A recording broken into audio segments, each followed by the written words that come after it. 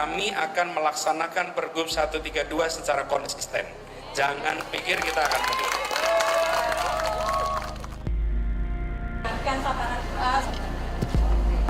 Tanpa ada kompromi sama kita.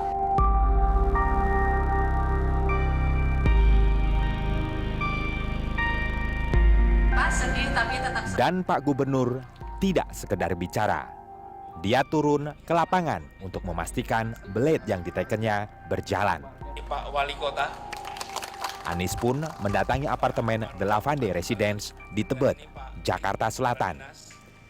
Di sini, Anies mendengar keluh kesah warga yang merasa pengelolaan apartemen Lavande dilakukan tidak sesuai aturan. Jantung masalahnya soal pembentukan Perhimpunan Pemilik dan Penghuni Satuan Rumah Susun atau P3 SRS. Ada 5 orang, Pak Anies. Dari 5 orang ini yang benar-benar tinggal hanya 2. Yang 3 mempunyai semacam konflik of interest karena secara tidak langsung ada keterikatan dengan pengelola. Warga mengeluh dalam menjalankan tugas, P3 SRS membuat kebijakan yang sering merugikan pemilik dan penghuni apartemen Lavande. Bahkan warga mengaku mendapat intimidasi dari P3 SRS. Itu diantaranya dimatikan air, dimatikan listrik, menaikkan IPL tanpa suatu dasar yang jelas. Tahun 2016 dalam 1 tahun itu ada 3 kali kenaikan IPL. Tim Indep menemui 3 orang pemilik apartemen The Lavande Residence. Untuk melindungi mereka, kami samarkan identitasnya. Satu di antaranya adalah X. X menempati unit tipe 75 sejak tahun 2015. Awalnya, X merasa tagihan listrik apartemennya tidak sesuai dengan pemakaian. Daya listrik di unit X sebesar 2.200 volt ampere. X dikenai tarif Rp1.467 per kWh. Listrik itu saya bilang tadi sama Mbak 2 juta. Dan saya tinggal cuma sama anak saya, sama tante saya. Sesudah saya komplain, itu saya bisa dapat bill saya itu yang di sini 1 jutaan ya Mbak ya. Selain masalah listrik, X juga mengalami masalah dengan aliran air. Pada Agustus 2018 lalu, aliran air di unit apartemen yang dihuni X dimatikan oleh pengelola. Itu terjadi sepanjang siang. Padahal saban bulan X tak pernah telat membayar tagihan air. Yang saya kocar-kacir, saya harus komplain kemana, saya lari ke CS, mereka bilang, makanya ibu bayar selisih. Dan mereka tetap benar Mbak dimatikan, dan itu bukan saya aja. Usut punya usut, alasan pemutusan aliran air di unit X karena X tidak membayar selisih kenaikan iuran pengelolaan lingkungan atau IPL. Totalnya mencapai 15 juta rupiah, terhitung sejak 2016. IPL adalah iuran warga apartemen yang digunakan untuk menutup biaya operasional, perawatan, pemeliharaan, dan biaya parkir. Kenaikan IPL apartemen Lavande terjadi sejak 2016. Awalnya besarnya Rp14.000, lalu dinaikkan menjadi Rp20.000 per meter persegi. Menurut X, ini adalah hasil keputusan sepihak P3 SRS. Kebijakan ini juga diprotes penghuni lain, yaitu Y. Menurut Y, tak ada transparansi menyangkut pengelolaan keuangan IPL. Kita nggak masalah mau ditagih berapa, tapi kita tahu uang kita tuh kemana. Dan akhirnya saya tetap bersikukuh membayar di IPL 14.000 ketika mereka naikin sampai 20.000. Dengan acuan tarif lama, Y merogoh kocek hingga Rp3.150.000 per 3 bulan untuk IPL.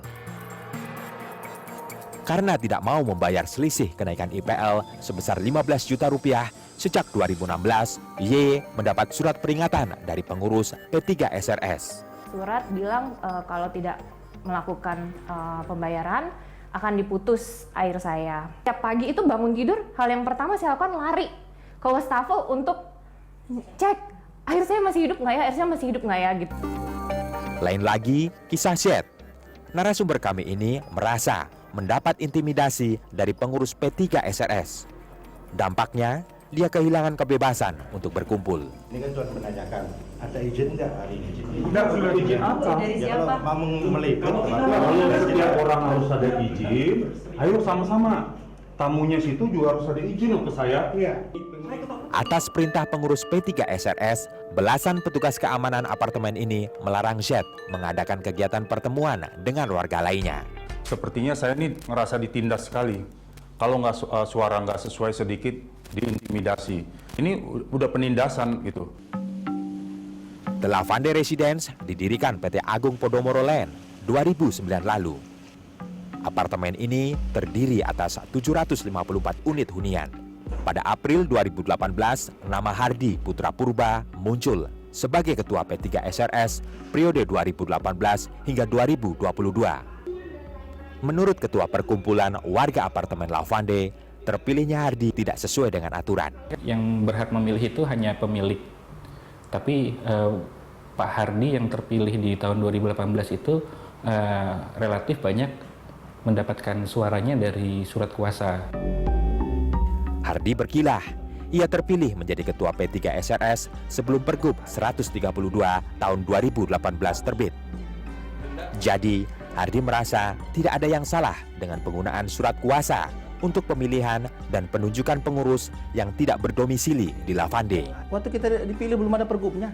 Di situ tidak ada kewajiban, oh dia harus berKTP situ, dia harus tinggal di situ. Nggak ada. Menurut Hardi, total IPL yang terhimpun dari apartemen Lavande mencapai 821 juta rupiah per bulan. Setiap pengeluaran pemasukan selalu ditempel di madu. Jika ada keberatan, terus ingin lebih rinci, bisa langsung menghubungi pengelola. Laporan yang Hardi tunjukkan berbeda dengan laporan keuangan yang diharapkan warga seperti X, Y, dan Z. Warga menginginkan laporan keuangan secara terperinci dan bisa diakses dengan mudah. Soal kenaikan IPL, Hardi mengklaim itu didasarkan pada kesepakatan warga. IPL itu 19.000, itu tahun 2016. Nah, sampai detik ini tidak ada kenaikan lagi. Kenaikan Rp1.000, Rp2.000, apakah signifikan itu dipertanyakan, diributin sampai satu DKI tahu? Tapi begitulah, warga penghuni apartemen tidak memasalahkan besar kecilnya IPL, melainkan transparansi dan pelibatan warga dalam membuat keputusan. Dari perkumpulan sebenarnya pernah menghitung angka yang paling pas IPL di Lavande ini berada di kisaran 14.000 sampai 15.000. Harusnya digunakan untuk pos-pos yang memang menjadi kepentingan warga. Menurut Dinas Perumahan Rakyat dan Kawasan Pemukiman DKI Jakarta, pengurus P3 SRS Apartemen Lavande tidak membuka ruang kepada gubernur untuk mensosialisasikan Pergub 132 tahun 2018. Saat Gubernur Jakarta berkunjung ke Apartemen Lavande Februari lalu, tidak ada pengurus P3 SRS yang hadir. Saya sedang menginventaris secara serius siapa-siapa saja yang berada di balik ini semua. Dan harap ketidakadilan itu selesai sukarela. Harus ada pemaksaan untuk menaklukkan itu. Dan itu bagian siapa? Bagian kami melakukannya.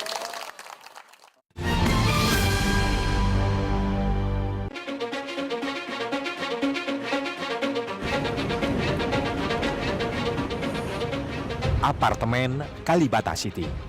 Di sini, ribuan orang menghuni apartemen yang memiliki 13.500 unit hunian ini. Dari luar, semua seolah baik-baik saja. Tapi, jika kita masuk ke dalam, kita tahu warga di apartemen yang dibangun tahun 2009 ini punya masalah yang hingga sekarang belum terpecahkan. Dualisme kepengurusan P3 SRS. Pengelolaan Kalibata City dijalankan oleh P3 SRS yang dibentuk tahun 2015. Ini yang versi pengembang. P3 SRS ini dibentuk dengan difasilitasi oleh developer yaitu PT Pradani. Masalah pengesahan memang sudah cukup lama kita proses untuk pengajuan pengesahan P3 SRS ini. Sehingga hari ini belum ada wujudnya bahwa itu bisa disahkan. Yang satu lagi terbentuk selang sebulan setelah P3SRS versi pengembang berdiri. Inilah kepengurusan P3SRS versi warga. Satu dibentuk oleh pengembang, satu dibentuk oleh warga. Dua-duanya mengajukan pengesahan kepada gubernur, tapi dua-duanya tidak disahkan. Dinas Perumahan Rakyat dan Kawasan Pemukiman DKI Jakarta menegaskan, kepengurusan P3SRS di Kalibata City tadi tidak disahkan lantaran belum memenuhi syarat. Kami lakukan analisis secara hukum, dua-duanya kami timbang mana yang memenuhi syarat. Ternyata tidak ada yang memenuhi syarat dari kedua kepengurusan ini. Jadi dengan berjalannya waktu kami mencoba untuk memediasikan di antara mereka. Tetapi ternyata deadlock juga, mediasi-mediasi yang kami fasilitasi. Mengapa sampai ada dualisme kepengurusan P3SRS di Kalibata City?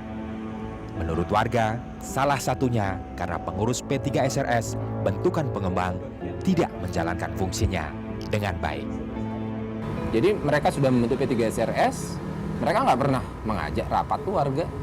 Ketemu warga, oh ya ini ayo kita menentukan IPL, nggak pernah. Gitu. Tapi di sisi lain, P3SRS warga yang nggak bisa bergerak. Sulit sekali untuk membentuk RT RW, padahal kan wajib. Join Hanita adalah salah satu warga yang tinggal di Kalibata City. Sebagai pemilik unit di Kalibata City, Join tahu ada kepengurusan P3SRS ganda. Sebaliknya, Join mempertanyakan kinerja P3SRS bentukan pengembang, terutama menyangkut transparansi keuangan. Kita nggak tahu siapa pengurusnya, kapan rapatnya, apa yang diputuskan kita nggak tahu. Tiba-tiba udah ada aja hasilnya gitu. Join tidak pernah tahu proses penentuan besaran iuran pengelolaan lingkungan atau IPL yang ditetapkan oleh P3SRS bentukan pengembang. Padahal IPL yang dikenakan mencapai Rp17.000 per meter persegi. Dengan ketentuan itu, Join harus keluar Rp600.000 per bulan hanya untuk membayar IPL. Ditambah biaya listrik dan parkir, saban bulan Join keluar Rp1,9 juta. Iuran pengelolaan lingkungannya mahal, biaya listriknya mahal. Jadi biaya hidup jadi tinggi jadinya di sini gitu. Belum makan apa-apa saya tuh udah harus mengeluarkan uang Rp1.800.000 sampai Rp1.900.000. Ainuddin Purwadiningrat yang menempati unit 35 Tower Nusa Indah merasakan hal yang sama. Sebulan dia harus merogoh kocek sebesar Rp550.000 untuk IPL. Ditambah biaya air dan listrik, total mencapai Rp900.000 per bulan.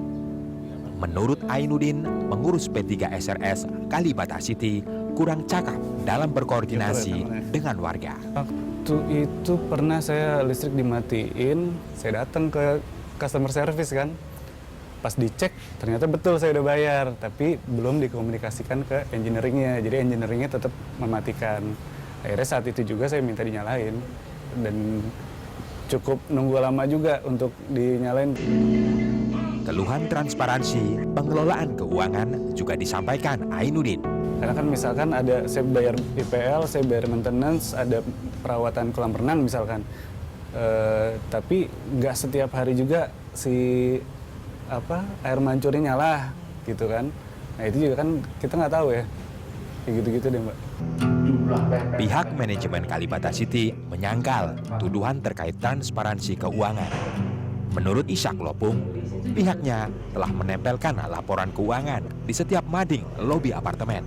Kita tiap bulan nempelin laporan keuangan ke warga. Setiap akhir tahun kita selalu diaudit dengan audit eksternal. Jadi ya nggak ada sedikit pun kita mau mainkan duit, malah kita harus jaga nih duit. Ini duit tenan seluruhnya, kita harus kelola dengan baik. Usia kepengurusan P3SRS bentukan pengembang bakal berakhir Mei mendatang. Itu berarti mereka punya waktu 2 bulanan untuk menyiapkan kepengurusan yang baru. Khususnya P3SR ya, menyampaikan termasuk ke Dinas Perumahan maupun ke Wali Kota. Sudahlah Pak, kita desain dulu, nanti 1 bulan kemudian kita ngadain ruta pun kita siap kok. Tetapi dari pihak dinas ya tetap nggak mau bahwa P3SR harus difasilitasi oleh pelaku pembangunan lagi. Kita terakhir ketemu dengan Dinas Perumahan, intinya bahwa tolong jawab surat teguran kepada pelaku pembangunan untuk apakah benar pelaku pembangunan bisa memfasilitasi. Kita akan ketemu dengan Dinas Perumahan untuk membicarakan persiapan kalaupun nanti ada pembentukan PAMUS. Asosiasi Penghuni Rumah Susun seluruh Indonesia menilai permasalahan yang terjadi di rumah susun milik antara pengurus P3 SRS dan warga seringkali terjadi karena adanya campur tangan pengembang. Sudah sejak tahun 2006 ya, Apersi itu didirikan ya, dan kita mengamati secara langsung dari rumah susun satu ke yang lainnya, kita dapati hal yang sama. Selalu saja ada upaya dari pelaku pembangunan untuk bisa masuk atau membentuk P3 SRS. Jadi bukan pemilik yang membentuk, tapi pelaku pembangunan ini memaksakan diri untuk membentuk. Sehingga itu ada rangkaian seperti segitiga, pelaku pembangunan, P3 SRS, dan pengelolanya itu merupakan satu grup biasanya. Seperti itu. Nah, kalau sudah seperti itu, di mana posisi pemilik? Ya, posisi pemilik terkunci berada di tengah-tengah antara ketiga-tiganya. Gitu.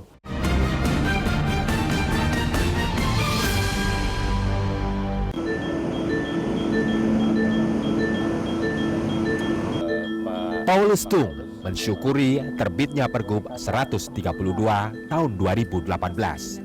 Masuk akal, sebab Blade ini menjadi pegangan dan payung hukum bagi penghuni rumah susun di ibu kota seperti Paulus. Apalagi dia merupakan Ketua Perhimpunan Penghuni Rumah Susun atau PPRS Puri Garden, Jakarta Barat. 10 tahun lebih kita di apartemen tidak ada kepastian hukum yang jelas. Sehingga dengan adanya aturan baru, kami merasa sangat terbantu dengan kejelasan hukum. Ada yang gembira seperti Paulus Tung, tapi ada pula yang keberatan. Salah satunya Sutrisno Tampu Bolon. Notaris ini mengajukan uji materi ke Mahkamah Agung. Sutrisno mempersoalkan aturan one man one vote dalam pemilihan kepengurusan P3 SRS. Menurut Pergub 132, pemilik rusun hanya memiliki satu suara. Tidak peduli yang bersangkutan punya rusun lebih dari satu unit. Tim Indep berusaha meminta keterangan dari Sutrisno Tampu Bolon. Namun, hingga episode ini tayang, yang bersangkutan tidak merespons.